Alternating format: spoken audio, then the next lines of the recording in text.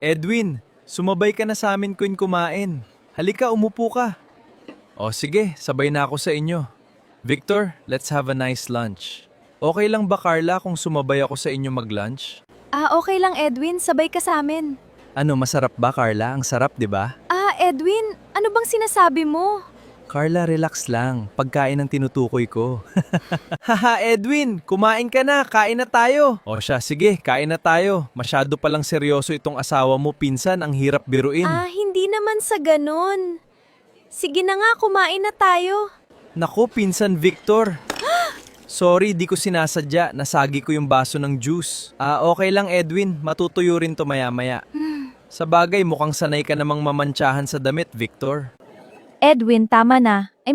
Malapit na matapos ang break time, bumalik na tayo sa work. O siya, Victor, back to work na kami ni Carla. See you later. O sige, dito lang ako, Carla, sa kantin. Hintayin kita pag-out mo.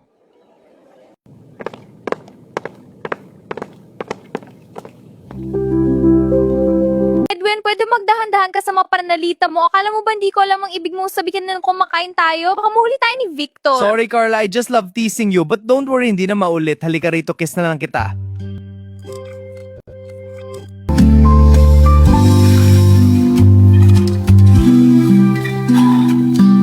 Edwin, takot akong masaktan. Tingin ko mahal na kita, Edwin, at masaya ako sa'yo. Pero nawa rin ako kay Victor na masaktan ko siya, pero di na kita kayang iwas. Hindi mo ko kailangang iwasan, Carla. Basta masaya tayong dalawa sa sarili nating mundo, Carla, walang makahadlang sa atin. Ibigay ko ang lahat sa'yo, Carla, para mapasaya kita, I love you too, Edwin. Hindi ko na kayang mawala ka sa akin kahit alam kong mali. Walang maghiwalay sa atin, pangako. Sana nga, Edwin. Halika, Carla, back to work na tayo. Kandong kulit sa akin para ganado ako sa work. Sige, Edwin, ikaw talaga napakapilyo mo. Tara, nakandong ako sa'yo. Oh, Victor, andito ka pa? Tsaka bakit may mancha yung damit mo? Eto ba? Wala lang to Sabina. Natapunan lang ng juice. Tsaka andito pa ko kasi hintayin ko si Carla pag out niya. Heto, Victor, sa'yo na tong t-shirt. Bago yan. Regalo ko sana sa kapatid ko, pero bibilan ko na lang siya ng bago mamaya. Sa'yo na to. Lokam, di mo kailangan gawin to, Sabina. Okay lang ako. Sanay ako sa mansa. Okay lang, tanggapin mo na. O sige, tatanggapin ko na to Sabina. Maraming salamat. Walang anuman, Victor. O siya, sige, back to work na rin ako tapos na lunch break ko. Baka ma-overbreak ako eh. O sige.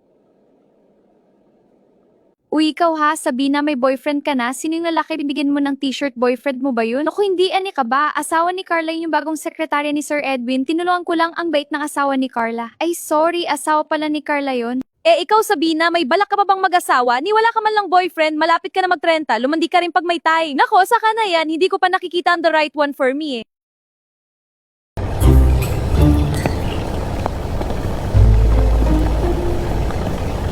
Uwian. Aish, mamimiss na naman kita. Bukas pa ulit kita makikita. Mamimiss din kita agad.